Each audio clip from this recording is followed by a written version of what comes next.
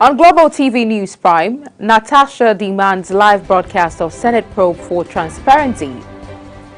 In business, Nigeria's financial sector suffers 52.26 billion naira loss to fraud in 2024. On the foreign scene, U.S. introduces new policy requiring foreign nationals to register with immigration authorities. And in sports, Aquatics Federation launches Swim to Future Championship to nurture young talents. Hello and welcome to all our viewers in Nigeria and around the world to the News Prime on Global Television, coming to you live from the nation's capital, Abuja. I am Queen Agaba. A quick reminder that Global Television is on DSTV channel 365 and free to air on Nigecomsat. You can download the Global TV Nigeria mobile app for Android and iOS devices to keep track of our broadcast. The Director General of the National Agency for Food and Drug Administration and Control, NAFDAC, Professor Mojisola Adeyeye, says the agency is intensifying efforts to combat drug counterfeiting by deploying advanced technology. Represented by the Director of Post-Market Surveillance, Pharmacist Beatrice Fradin, stated during a sensitization and awareness event on the Green Book Traceability Project and Pediatric Policy held in Kano. Adeyeye stated that counterfeiters are becoming increasingly sophisticated, necessitating a shift in strategy. In the meantime, the Agency for Food and Drug Administration and Control says it has seized 87 truckloads of banned, expired and substandard medicinal products, including USAID and UNFPA-donated antiretroviral drugs, male and female condoms, among others. NAFDAC's Director General, Professor Mojisola Adeyeye, reveals this while briefing the State House correspondents at the Presidential Villa in Abuja on the heel of one of its member staff child's kidnapped in Kano in line of duty. She says counterfeiters are after the lives of NAFDAC workers. The senator representing Kogi Central, Natasha Akpoti-Uduaghan, has insisted that her probe proceedings at the Senate be broadcast live, declaring that Nigerians have a right to witness the process. Akpoti-Uduaghan, who was referred to the Senate's Ethics and Disciplinary Committee following her face-off with Senate President Godswill Akpabio over a seating arrangement, says she was ready to face the panel but would not allow the matter to be handled behind closed doors. In a statement she posted on her Facebook page, the lawmaker says she had so far refrained from speaking publicly on the issue and other developments in the Senate, but had now decided to break her silence. The Sultanate Council, Sokoto, says that Friday, 28 February 2025, marks the start of the search for the new moon of Ramadan. This is contained in a statement signed by Wazirin Sokoto and Chairman, Advisory Committee on Religious Affairs, Sultanate Council, Sokoto, Professor Sambo Wali Junaidu.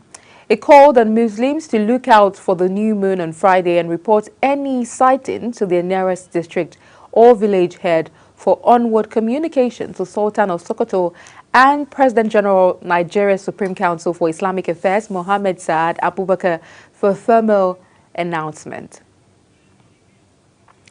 A group of heavily armed Boko Haram insurgents launched an overnight attack on Kwapre and surrounding villages in the new Yado district of Hong local government area of Adamawa State.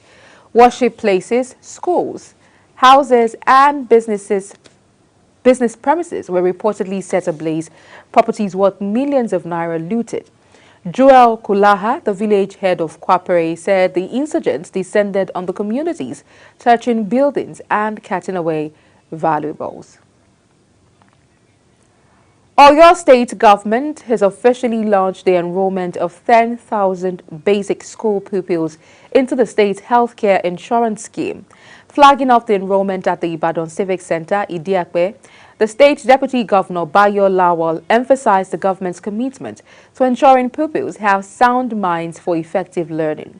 The initiative covers children from 90 schools across 18 local government areas, with the deputy governor presenting insurance scheme ID cards to the enrolled pupils.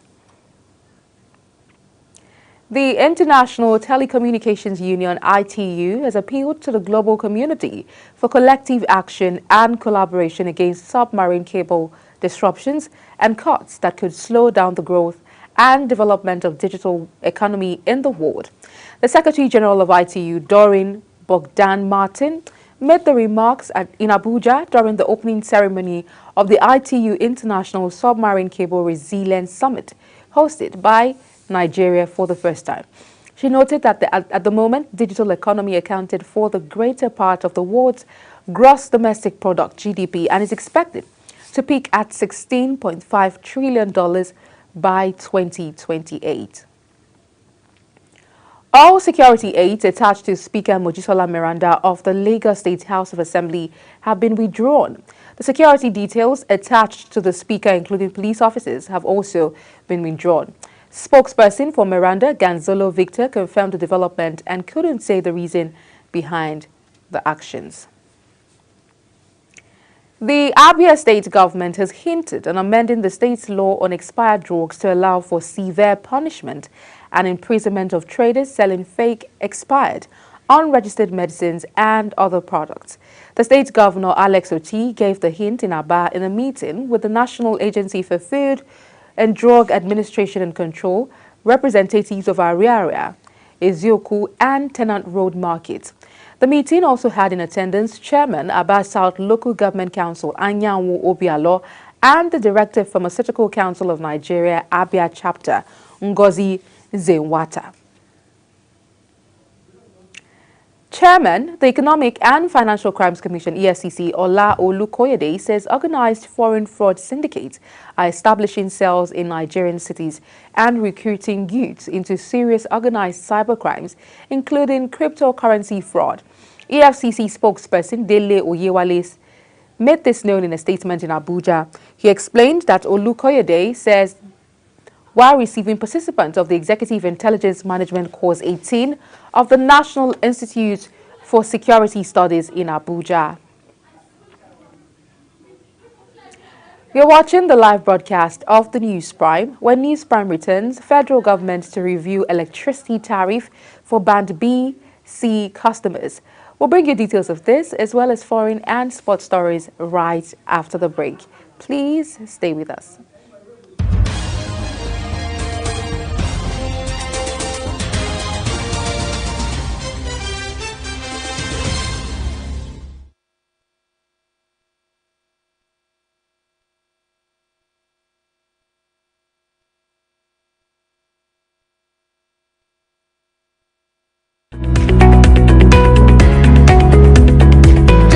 Know that global television can be watched in Nigeria and all over the world with our app on Google and Play Store. All you need to do is download Global TV Nigeria on your phone and watch all programs on global television. What are you waiting for? Start downloading and stay connected to global television.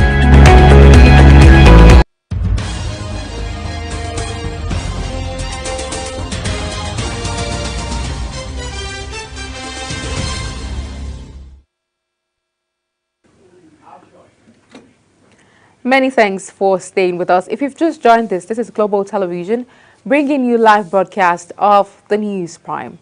A quick look at the world of business. The Manufacturers Association of Nigeria has commended the federal government for introducing 4 executive bills aimed at reforming tax administration in the country while calling for an end to the unlawful activities of non-state actors. The association made the call during the second day of the public hearing on the tax bills in Abuja, organized by the House of Representatives Committee on Public Finance. Speaking at the event, the president of the association, Francis Meshoye, described the tax reform initiatives as timely, noting that their effective implementation would improve the nation's fiscal and tax administration system.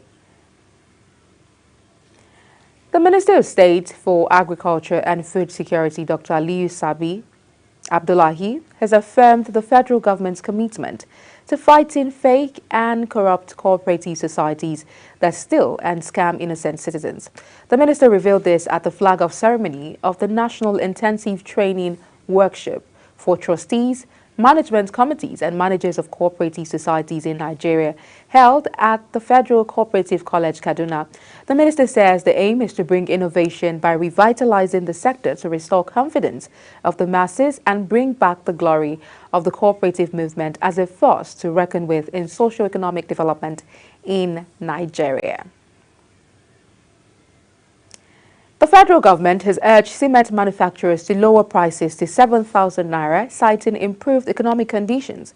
This call was made by the Minister of Works, Senator David Umahi, during a meeting at the ministry's headquarters in Abuja. Umahi noted that the naira has stabilized at about 1,400 naira per dollar, and petrol prices have dropped, creating a conducive environment for reduced cement costs. Financial institutions in Nigeria lost 52.26 billion naira to fraud in 2024, according to the latest report by the Nigeria Interbank Settlement System, NIBSS. This represents a significant increase from 34.59 billion compared to the 17.67 billion naira recorded in 2023. The NIBSS fraud report documents fraud activities, whether attempted or successful, and related metrics identified by local financial institutions or agencies. The Nigerian Upstream Petroleum Regulatory Commission has projected that the country's rig count will reach 50 by the end of 2025.